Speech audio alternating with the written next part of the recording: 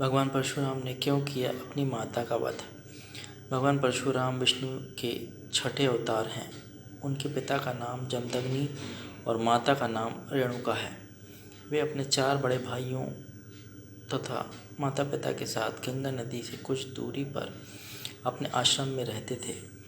भगवान परशुराम के 4 बड़े भाइयों के नाम रुक्कुवान, सुषेणु, वसु और विश्वासु है। भगवान परशुराम अपने माता पिता के आदेश का अक्षरशः पालन करते थे। माता पिता के प्रति उनकी श्रद्धा अथाह थी। एक दिन की बात है, माता रेणुका का हवन पूजन के लिए गंगा तट पर जल लाने गई थी। जल लेकर लौटते समय उनका ध्यान जल विहार करते राजा चित्ररथ एवं अप्सराओं पर पड़ा। वे इस दृश्य को देखते रह गईं और एक लंबा समय इसमें बीत गया। महर्षि जमदग्नि हवन पूजन हेतु बैठे हुए थे और उन्हें देर हो रही थी। तभी उन्होंने अपनी दिव्य दृष्टि से जानना चाहा कि आखिर देवी रेणुका को इतना विलंब क्यों हो रहा है। यह सब जानते ही वह अति क्रोधित हो उठे।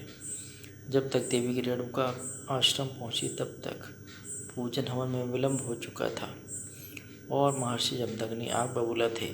क्रोध में उन्होंने अपनी पत्नी को मर्यादा विरोधी आचरण करने हेतु दंड दिया। महर्षि जमदग्नि एवं माता रेणुका के सभी पुत्र वहां उपस्थित थे। उन्होंने एक एक कर अपने पुत्रों को अपनी माता का वध करने का आदेश दे दिया। अपने पिता की अवहेलना कर उनके चारों पुत्रों ने माता का वध करने से मना कर दिया। पिता की आज्ञा विमुख होने के कारण महर्षि जमदग्नि ने अपने चारों पुत्रों को विचार शून्य होने का श्राप दे दिया। यह सब भगवान परशुराम देख रहे थे। तभी महर्षि जमदग्नि ने अपने सबसे छोटे पुत्र भगवान परशुराम से माता का वध करने को कहा। तब भूत भविष्य जानने वाले भगवान परशुराम ने बिना एक क्षण समय व्यतीत किए अपनी माता का सर काट कर उनका वध कर दिया। यह देख महर्षि जमदग्नि अति प्रसन्न हुए। उन्होंने अपने बेटे परशुराम से 3 वरदान मांगने को कहा। तब इन सब बातों को पहले से जानने वाले भगवान परशुराम ने 3 वरदान मांगे। पहला, माता रेणुका पुनर्जीवित हों और उनके चारों भाई स्वस्थ हो जाएं। दूसरा, इनमें से किसी को भी इन बातों की स्मृति ना रहे। तीसरा, वे दीर्घायु एवं अजेय हों।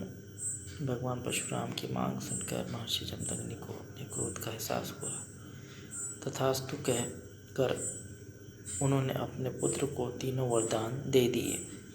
महर्षि जमदग्नि समझ चुके थे कि कोई भी पुत्र ऐसे अपनी माता का वध नहीं कर सकता जब तक वह स्वयं भूत भविष्य जानने वाला ना हो। मन ही मन उन्होंने पुत्र धन रूप में प्राप्त भगवान विष्णु को प्रणाम किया। वीडियो अच्छा लगा हो तो चैनल को लाइक करें, शेयर करें, सब्सक्राइब करें। धन्यवाद।